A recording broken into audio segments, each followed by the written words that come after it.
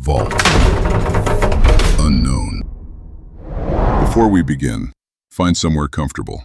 Dim the lights if you can. This investigation is best experienced when the world goes quiet. Tonight we open the file on 3 men who walked out of a lighthouse on a remote Scottish island and were never seen again.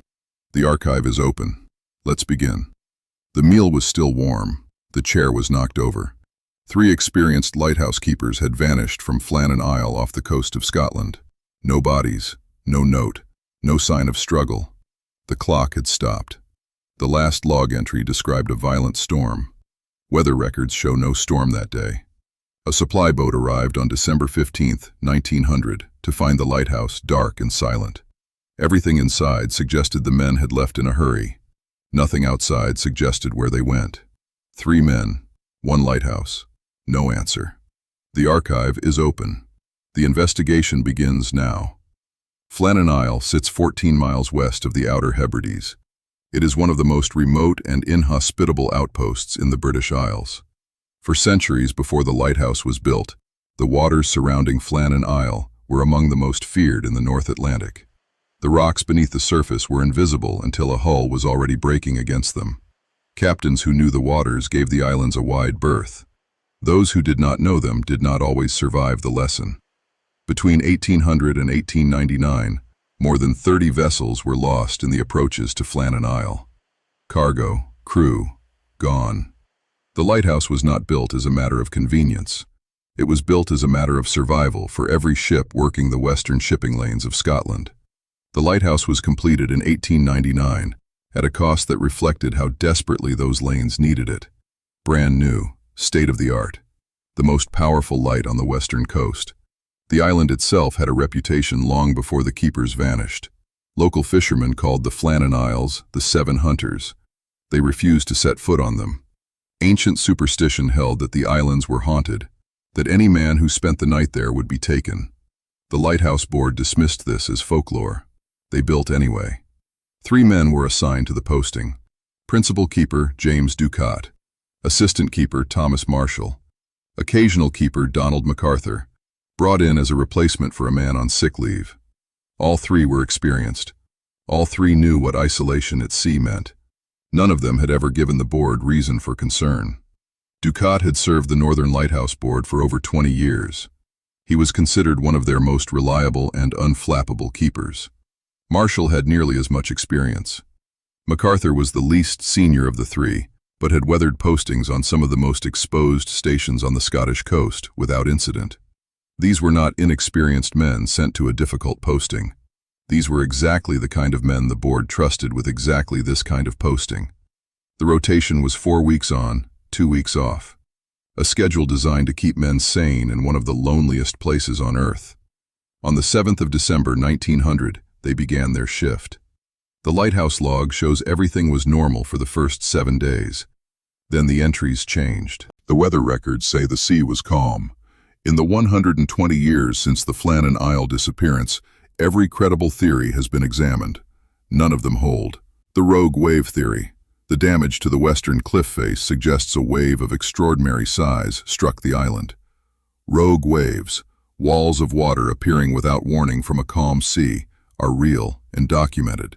The displaced rock and the smashed life buoy box 34 feet above the waterline support this.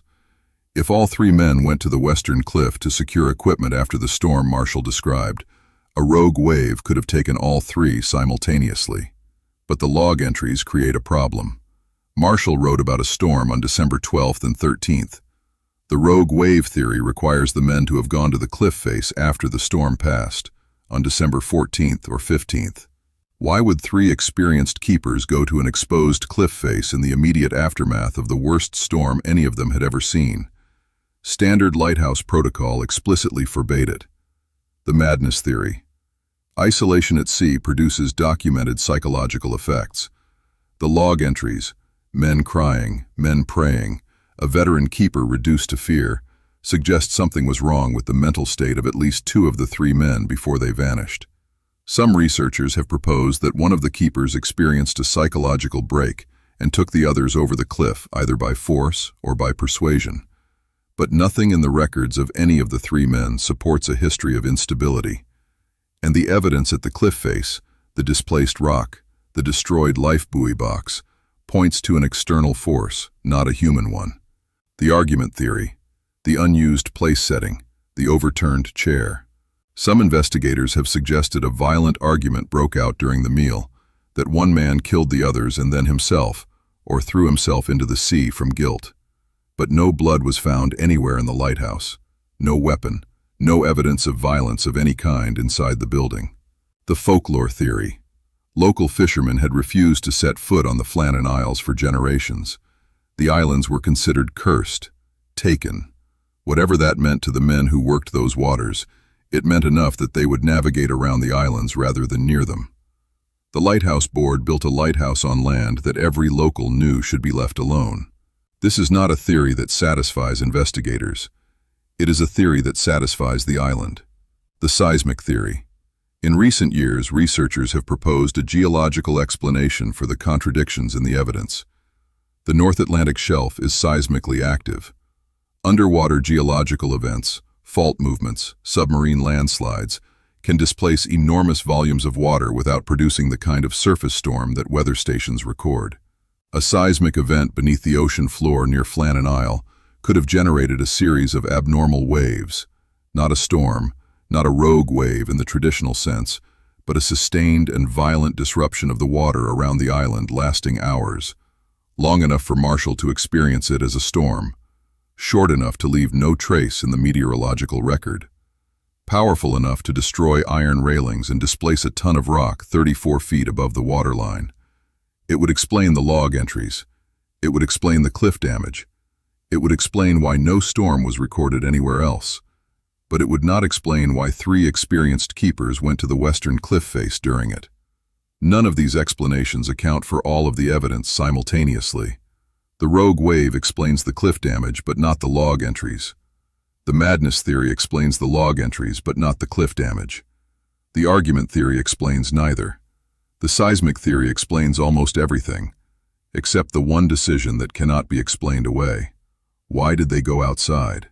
120 years later, the Northern Lighthouse Board officially lists the cause of death as accidental, presumed drowned. Presumed. That is the word they chose, because no one actually knows. 3 men walked out of a lighthouse on a calm day following the worst storm they had ever seen, a storm no one else recorded. They left a meal half-eaten. They left a chair on its side. They left a clock that stopped. And they left 120 years of questions that have never been answered.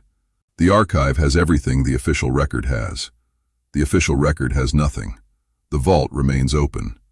Some mysteries were never meant to be found.